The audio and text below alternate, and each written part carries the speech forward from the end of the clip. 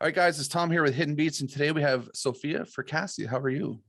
I'm good, Tom. How are you? Pretty good. That's great. So we're here kind of talk about your music and a bit learning more about you. So how about you give a little introduction about yourself to everybody? To myself. Okay. I'm Sophia Fracassi. I'm 18 years old. I live in Ontario, Canada. I live in a little small town called Everett in Ontario. And I'm a singer and a songwriter. I'm an artist. I've been performing for most of my life and just recently started working within the music industry in the last 2 years, which has been an incredible experience. Nice, nice. So how did you get into music? Like, how did you start your music journey? Well, according to my family, I've been singing for as long as I could open my mouth, which whether that was nice for them or not, I don't know. But yeah, so I started taking classical vocal lessons when I was 5 years old. So that was, yeah, like I'm a classically trained vocalist. I'm a soprano. But I started writing music probably when I was around 9. I wrote my first full song.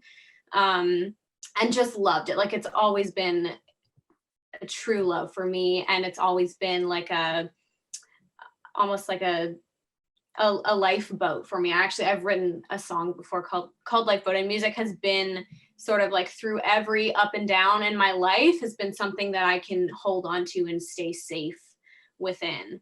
And so yeah, so I started singing when I was 5, started playing piano. I taught myself by ear, probably started when I was around 8 or 9. I started playing, just figuring chords out, messing around. And yeah, and then just continued writing music until the point where it was like just such a huge part of my life that I was like, I think I have to do this as a career. Like I don't know how I'm not gonna do this. And I did a Kickstarter campaign actually when I was 14 or 15.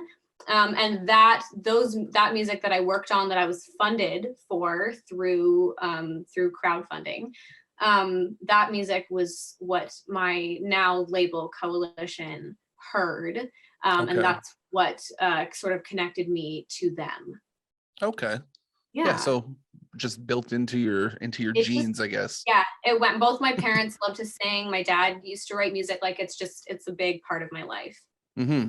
Yeah. So what's your process like when you're coming up with music? Do you have do you sit and lock yourself in your room and just write, or how do you work with that? Yeah, like it's really different with every song. Sometimes it's a lyric or I see something that I'm inspired by, or I see a phrase or a quote or something that kind of prods, a thought process in my mind. Very often it's whatever I'm feeling or like mentally going through at the time. For me, it's like almost writing in a journal or a diary, except then whoever wants to hear it can hear it instead of keeping it secret. So for me, it really has depended. But I have locked myself in the room before. Like I have to finish this. Or I'll sit and write at my out of tune family piano. Yeah. It sounds terrible. And my label's received some pretty silly sounding voice notes of me before sitting at it. My dog just came in to say, oh, hey. Cute. Hello. What's his name? His name's Tonka. He's deaf. He can't hear anything. So he likes to come up and headbutt me every so often just to let me know he's here. Aw. It's about time for him. He's waking up now. So it's his time to come bug me. Aw. He'll probably just roam around every so often though. That's all fine. That's good. I have a dog too, a puppy. She's 5 months old. Oh, that's fun. Rambunctious. Yeah. Well, I've had these, so I have 2. I've had them since they were about 6 weeks, and they're both 14 now. So wow. And you've journeyed together. Yeah, I've had dogs all my life. So my first dog actually passed away at 19 years old. So I had him ever since I was 2, all the way through. Yeah, we had a dog that I loved. She was my best friend, and she died last year, but she was only 6 or 7, so that was hard. We weren't expecting it, but we got a new puppy this year, and she's stinking adorable. We love her. So yeah, they're a whole bunch of fun for sure. no, absolutely. Anyways. Yeah. Well, yeah. So like I said, we can go off topic. Yeah, I love it. That's all good. So one of the notes I have written down here is about your lyrics in general. They're very powerful. There's obviously they speak a lot, like you said, about your life and things like that. So is it important to you to tell that story to people through your lyrics? Yeah, I think being like authentic and honest is probably like the number one rule. If I had a set of rules, that would be the number one rule that I would go by when writing, because like I don't, it's not that every song has to be depressing, but it's like if I'm genuinely feeling happiness, I want to write about that, and I want it to be real and authentic. I don't want to listen to somebody's song personally that feels fluffy, that feels like they did not put any, genuine emotion or story into it. Yeah. And do you draw inspiration from other musicians when you're doing your stuff too? Like, do you have any real favorite ones that stick out? Yeah, I always talk about like classic female singer-songwriters like Joni Mitchell or Carole King. Like I really appreciate them sort of paving the way for other female singer-songwriters, because sort of they were trailblazers, I guess, in their time. So I appreciate that. And then I guess like modern people, I mean, everyone's got an opinion on her, but Taylor Swift, love, she's classic, right? She's so everyone knows who she is. She's written so many songs that everybody knows. And I think that that I appreciate how she has been business savvy in her career. I think she's done a good job at all her marketing and everything. Like I admire her in that perspective. And it's interesting too, like at your younger age, looking back at some of these like Joni Mitchell, things like that have paved the way. It's nice to see, almost paying like a little homage to old school. Yeah. I want to be honorable of the people that have worked to help me have an opportunity. If you could have a dream collab with anybody, who would it be? Oh my goodness. It would depend. I think right now, somebody that I would absolutely love to collaborate with is actually, she's just sort of starting to kind of break out in the pop industry, and her name's Sigrid. I don't know if you've ever heard of her before. She's actually Norwegian. Yeah. She's so cool. Like I'm just loving everything she's doing. She's really kind of creating like her own spin on classic pop music, and I just think everything she does is so much fun, and I would love to do a collaboration with her that was just like a super fun, like silly, just like great pop song. I would love that right now. I'll have to look up some stuff, because I've heard your music and you have a very powerful like vocal tone to you, and it'd be interesting to see how it would play with others. Right.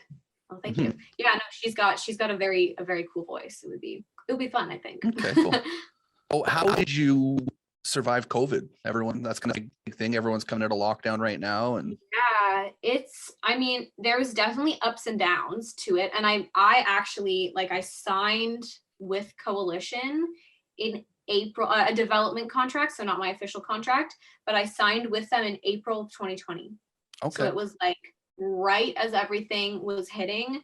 It was kind of like nobody knew what was going to happen, but we were going to try. So then later that year in October was when I officially signed with them on their artist roster. And there's certainly been ups and downs through everything. Like, nobody could perform for a while, and that's artists' biggest source of revenue now, right? So that's really tricky. And then just even personally, like the toll it has taken on everybody's mental health and their happiness, that's been really hard. But again, music, I just kept writing. There's not much else you can do. You just have to keep going. Yeah.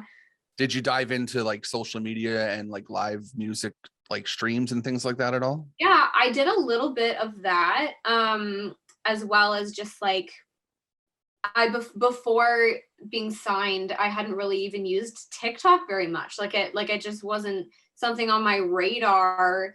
to be involved in, and just kind of like understanding there's like a whole side to social media in terms of marketing yourself as an artist that I didn't understand at all, and it was really actually fascinating to learn about all of it. I still have to figure out TikTok. I no Yeah, use there for me. for me it's still a little bit of a question mark, like what goes viral, what doesn't. It's very just like up in the air all the time. Yeah, I think for musicians, it's very interesting because you can do several ways on TikTok with just a song that's played by everyone else, or you doing something with your song. Like there's so many options. Yeah. Like, I mean, I follow a couple people just, gather inspiration, and yeah, everyone does it differently, which is cool. It shows everyone's personalities, but it's definitely, it's a whole new world. I hope one of these days they'll figure that out. I think we just dropped the clothing line with Hidden Beats, so we're going to try to adapt that to TikTok somewhat, hopefully. Do some promoting. That'll be fun. Yeah, that's a cool idea. I mean, I hope it'll work. I'll let my wife do that because I'm not a TikTok person. Right. That's okay. Let her have free reign. I'm sure she'll come up with something creative. Pretty much, yeah.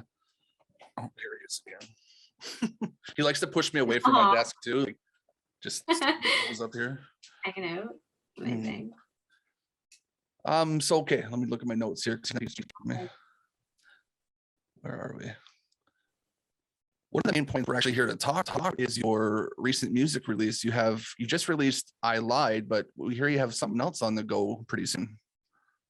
I do. So I have in the next month, I have another single coming out. Very excited about it. I won't reveal too much. And then there's a final project coming out in July of this year. So this summer I'll have sort of the stamp at the end of, I like to say it's the end of the start. So because this has been my first batch of songs I've ever put out, and it'll be sort of like the end to the beginning of my career so far, which is exciting. It's some of my favorite music ever. There's some really fun stuff happening with it. So yeah, I'm excited. And then I Lied just came out, which is super exciting. I mean, I love the song, and it was a really fun process to create it, to write it. The whole thing was really, really awesome and a great learning experience. Like that was actually the first song that came across my desk was I Lied as an introduction to you. Right. Wow. Okay, cool.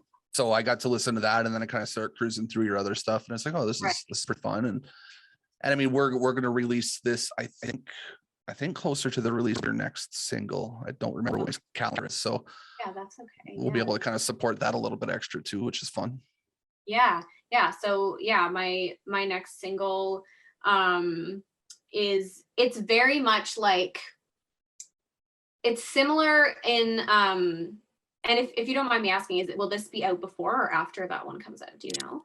I believe if my calendar's right, it'll be on the same day. On the same day? Okay, perfect. So I can maybe give a little more information about it then. And if not, I'll hold it until at least that day, just to make sure. Yeah, that's fine. Sorry, just wanted to check. Yeah. So I can give you more on it then. I wasn't sure. So the next single, it's called But I Do. And it is it's sort of, I would like to say it's almost like a sister single to I Lied that just came out. So they're kind of connected almost in storyline. So it's very different sonically, like it sounds very different. But the content is sort of similar, as in they're both about like emotional honesty. So sort of, examining yourself, being reflective of ways that you felt, or maybe ways that you've been denying that you felt, and allowing yourself to feel feelings even when it you don't want to, even when it's painful. And so yeah, they're both connected. The visualizers are actually connected to each other as well, which is super cool. So yeah, like where the I Lied visualizer ends, the But I Do visualizer picks up.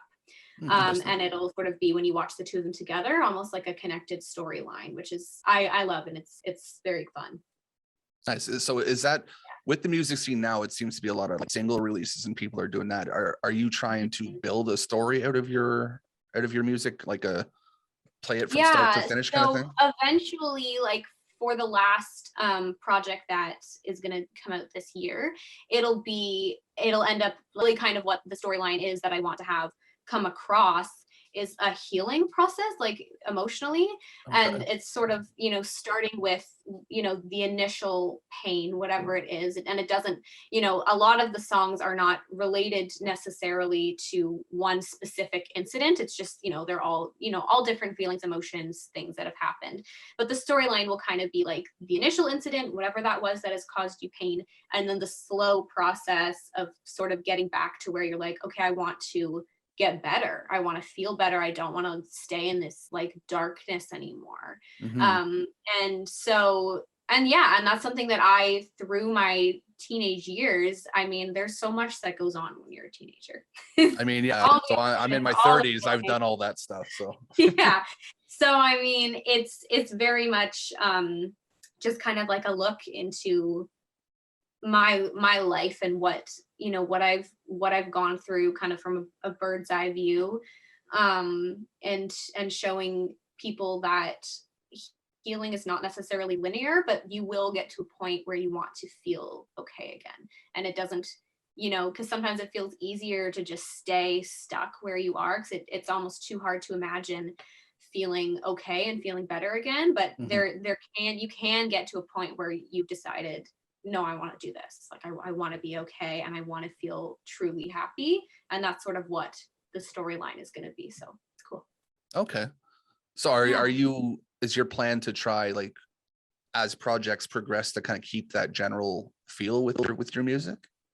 Yeah. I mean, as far as future projects like EPs or albums or whatever the future brings, I'm not 100% sure, what we'll go with there. But as far as this one for now, that will be the storyline. I mean, moving forward, it'll always be about honesty. That's kind mm-hmm. of my main thing is wanting to be real in my music.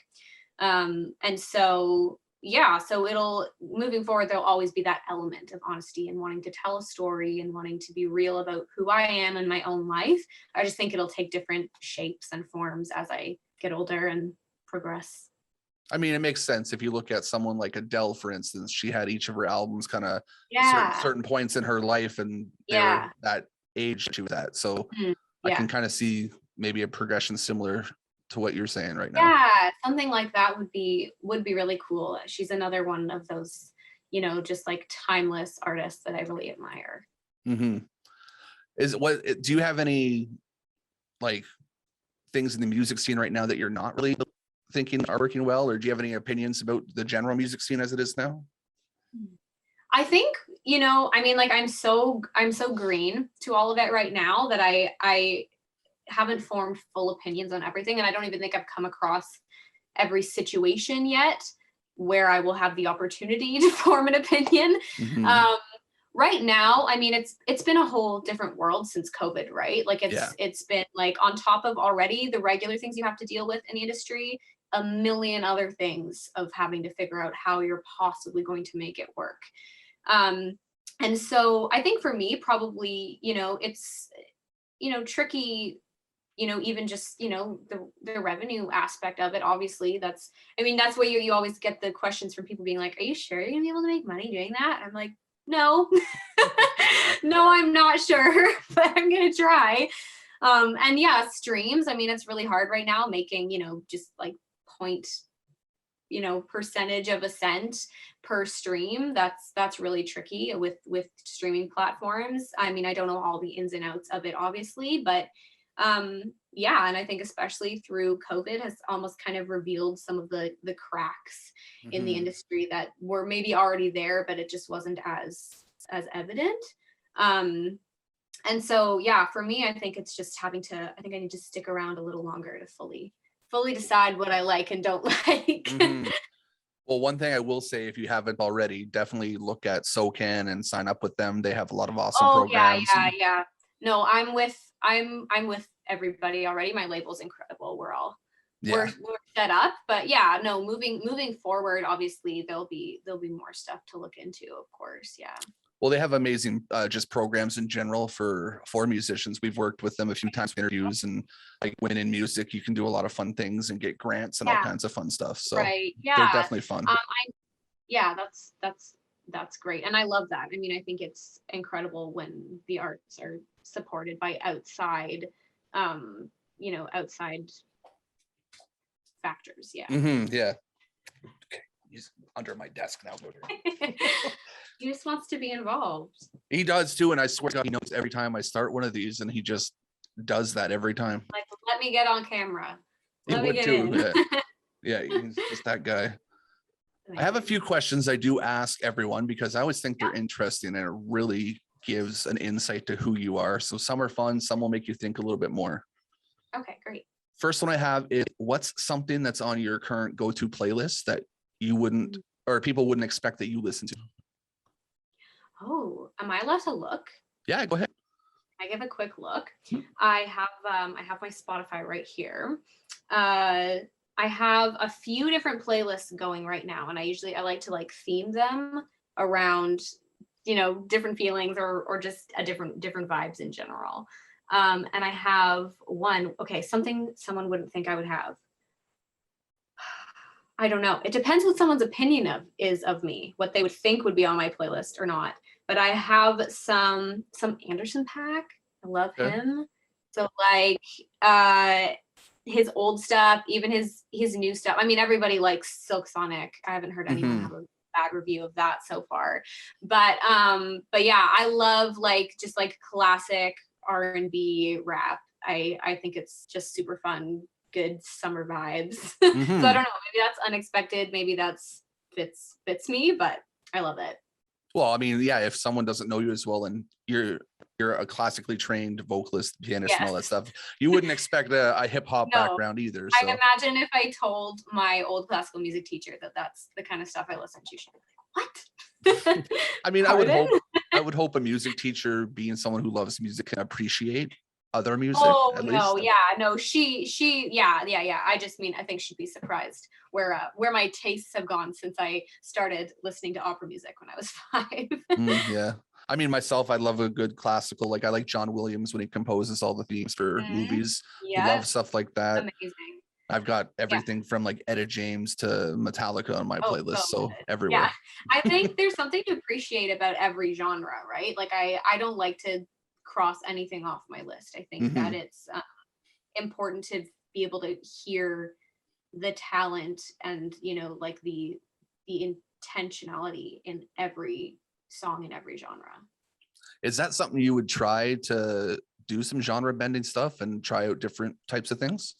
I would love to. I mean, I've been told by a couple people in my life that they'll hear me sing something jazzy, like I've done Etta James before, and they'll say oh, have you ever thought about getting into more soulful jazz stuff? And I'm like, I don't know, maybe. But or I've had people be like, oh, you should be a country singer and just stuff like that. So I love it, and it's not that I don't think that I couldn't. I'll have to see, as it unfolds. But I definitely love the idea of incorporating and mixing different elements, even into my tracks now. There are there's a hidden banjo sounding instrument. I think even just in I Lied, where it's once you strip it down, you're like, oh, that's really country sounding, or oh, that's really heavy sub bass that The Weeknd uses, stuff like that. So just mixing stuff together to create sort of my own sound.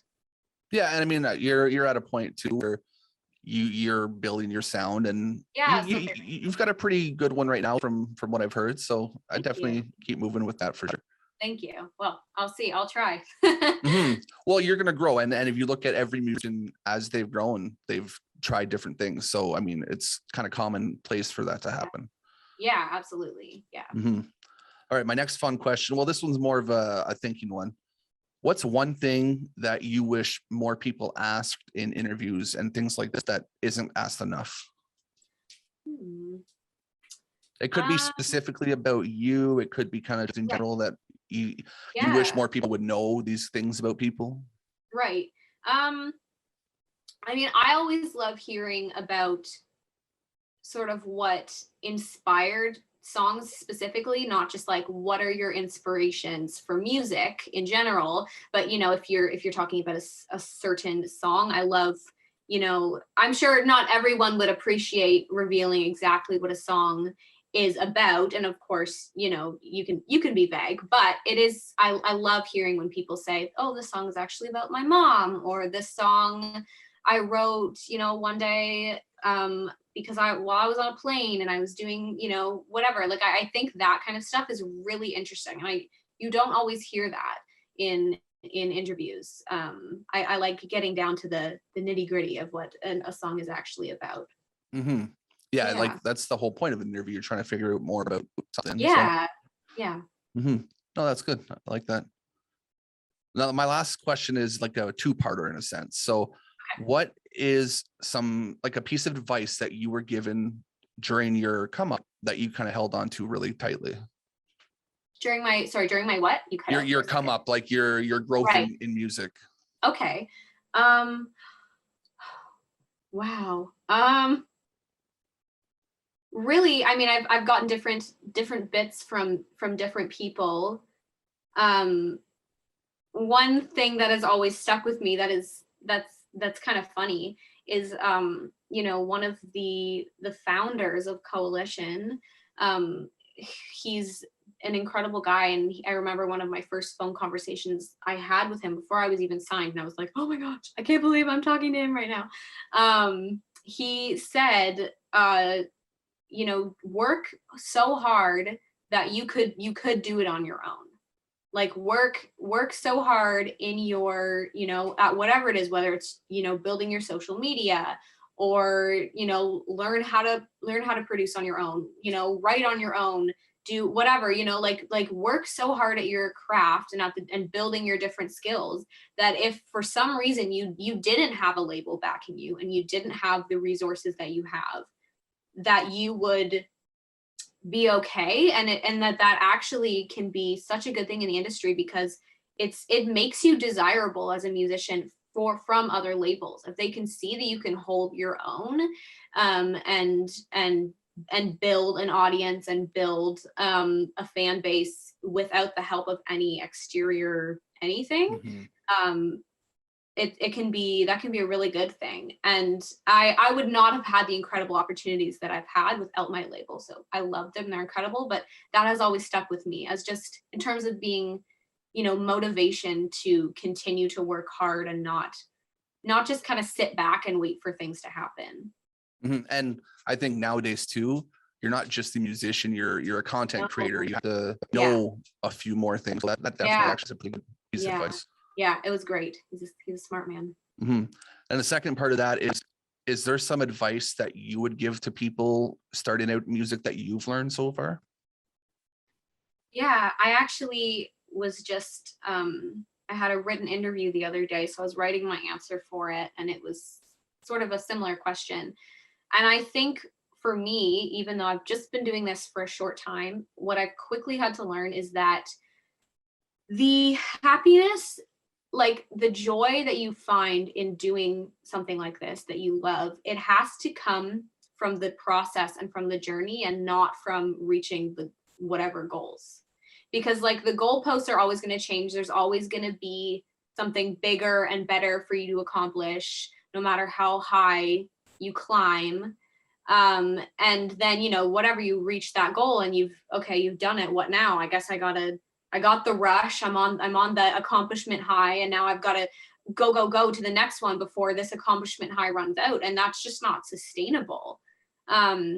And so for me already, I've had to learn, like, the best happiness that you can gain from working in an industry like this or doing something like this is just taking in like every moment as it comes. Like, just like, even if it's not the best moment, or if it's like feels like the greatest moment you've had yet, like just take it in each step for what it is, rather than living from accomplishment to accomplishment, because otherwise your happiness is going to be solely based on how other people are perceiving you, or how well your numbers are, or whatever it is. And it's something I've had to figure out quickly, because it can be really easy to get into sort of the mindset of like, I did one thing well, now I have to do everything well, or else I can't be happy. So yeah. And honestly, that's very good tidbit of knowledge, and the fact that you've learned that as fresh as you are in the industry is probably a very, very good thing for you.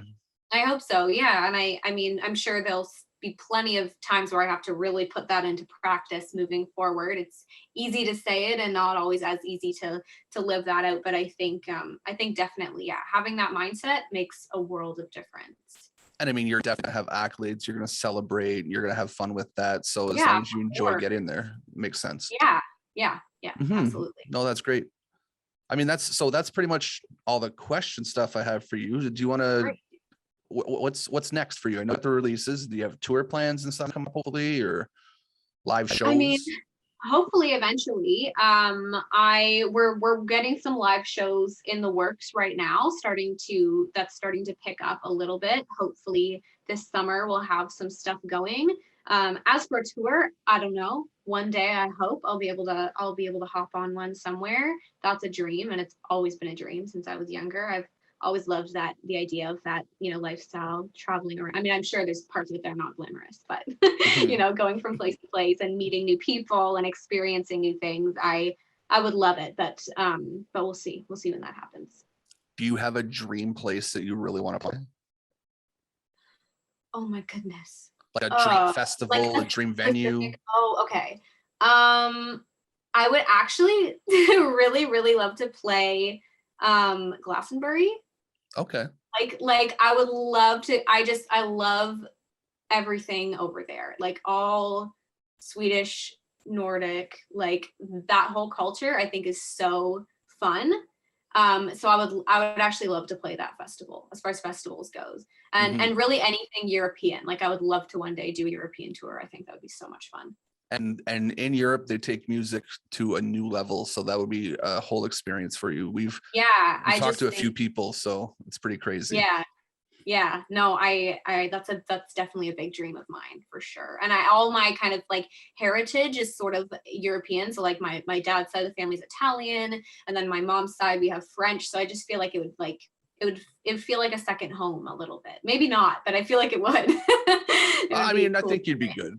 And you'll find a warm welcome. Like I find the stuff that I've seen, Europe does music so much differently than North America does. It's mind-blowing compared to what you see here.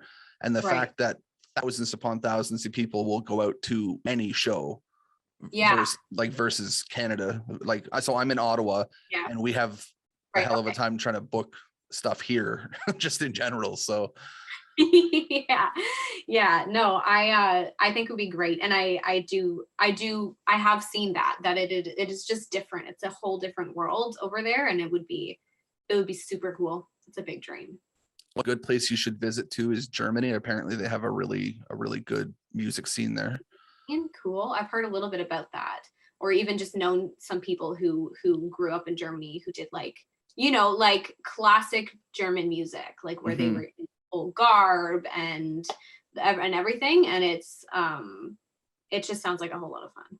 Well, we actually talked to Teddy Richards, who's Aretha Franklin's son.